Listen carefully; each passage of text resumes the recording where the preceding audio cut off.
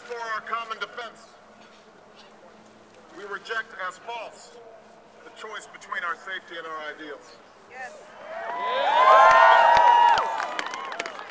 Our founding fathers, faced with perils that we can scarcely imagine, drafted a charter to assure the rule of law and the rights of man. A charter expanded by the blood of generations. Those ideals still light the world, and we will not give them up for expedience sake. And so, to all the other peoples and governments who are watching today, from the grandest capitals to the small village where my father was born, know that America is a friend of each nation and every man, woman, and child who seeks a future of peace and dignity.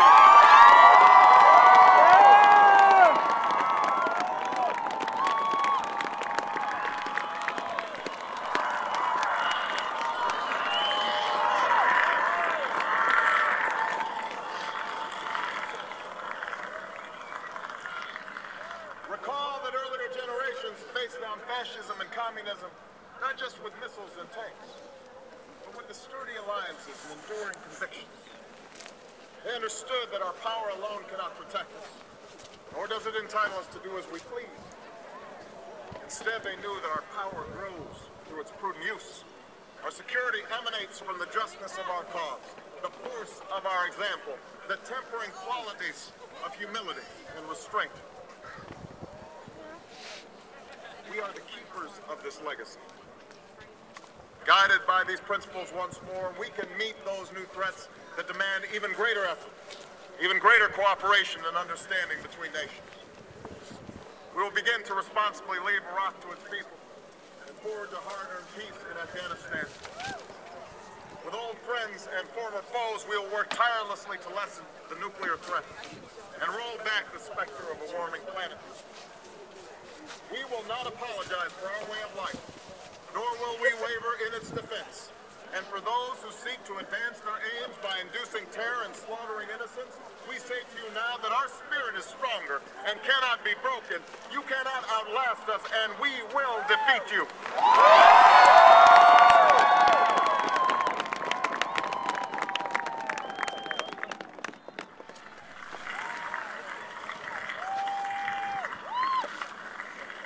For we know that our patchwork heritage is a strength, not a weakness. We are a nation of Christians and Muslims, Jews and Hindus, and non-believers. We are shaped by every language and culture, drawn from every end of this earth. And because we have tasted the bitter swill of civil war and segregation, and emerged from that dark chapter stronger and more united, we cannot help but believe that the old hatreds shall someday pass, that the lines of tribes shall soon dissolve, that as the world grows smaller, our common humanity shall reveal itself, and that America must play its role in ushering in a new era of peace. To the Muslim world, we seek a new way forward, based on mutual interest and mutual respect. To those leaders around the globe who seek to sow conflict, blame their society's ills on the West, know that your people will judge you on what you can build, not what you destroy.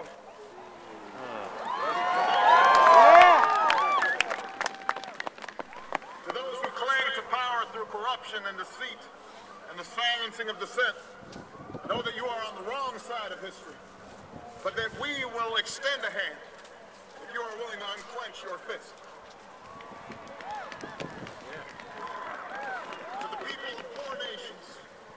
We pledge to work alongside you to make your farms flourish and let clean waters flow, to nourish starved bodies and feed hungry minds. To those nations like ours that enjoy relative plenty, we say we can no longer afford indifference to the suffering outside our borders, nor can we consume the world's resources without regard to effect. For the world has changed, and we must change with it.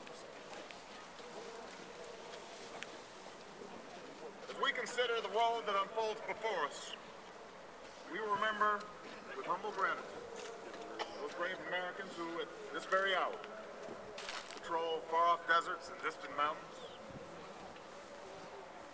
They have something to tell us, This is the fallen heroes who lie in Arlington whisper through the ages. We honor them not only because they are the guardians of our liberty, but because they embody the spirit of service, a willingness to find meaning in something greater than themselves. And yet, at this moment, a moment that will define a generation, it is precisely this spirit that must inhabit us all. For as much as government can do and must do, it is ultimately the faith and determination of the American people upon which this nation relies. It is the kindness to take in a stranger when the levees break, the selflessness of workers who would rather cut their hours than see a friend lose their job, which sees us through our darkest hours. It is the firefighter's courage to storm a stairway filled with smoke, but also a parent's willingness to nurture a child that finally decides our fate. Our challenges may be new. The instruments with which we meet them may be new. But those values upon which our success depends, honesty and hard work, courage and fair play, tolerance and curiosity, loyalty and patriotism, these things are old. These things are true. They have been the quiet force of progress throughout our history. What is demanded then is a return to these truths. What is required of us now is a new era of responsibility, a recognition on the part of every American that we have duties to ourselves, our nation, and the world. Duties that we do not grudgingly accept, but rather seize gladly, firm in the knowledge that there is nothing so satisfying to the spirit, so defining of our character, and giving our all to a difficult task. This is the price and the promise of citizenship. This is the source of our confidence, the knowledge that God calls on us to shape an uncertain destiny. This is the meaning of our liberty and our creed, why men and women and children of every race and every faith can join in celebration across this magnificent mall. Why a man whose father less than 60 years ago might not have been served at a local restaurant can now stand before you to take a most sacred oath. Yeah!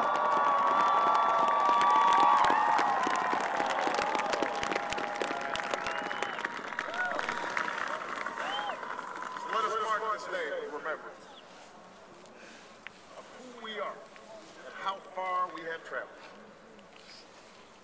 The year of America's birth, in the coldest of months, a small band of patriots huddled by dying campfires on the shores of an icy river. The capital was abandoned. The enemy was advancing.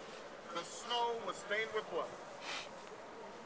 The moment when the outcome of our revolution was most in doubt, the father of our nation ordered these words to be read to the people. Let it be told to the future world that in the depth of winter, when nothing but hope and virtue could survive, that the city and the country, alarmed at one common danger, came forth to meet it.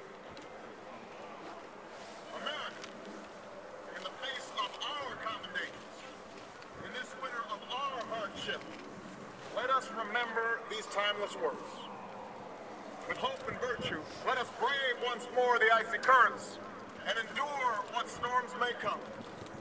Let it be said by our children's children that when we were tested, we refused to let this journey end.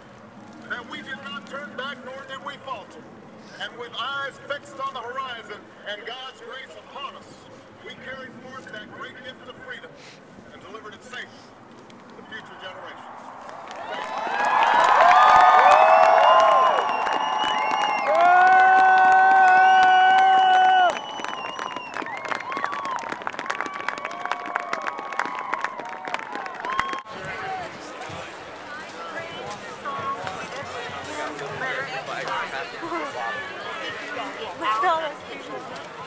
Oh my god. Drive like truck. Not clearly, you can see the Jumbotron now.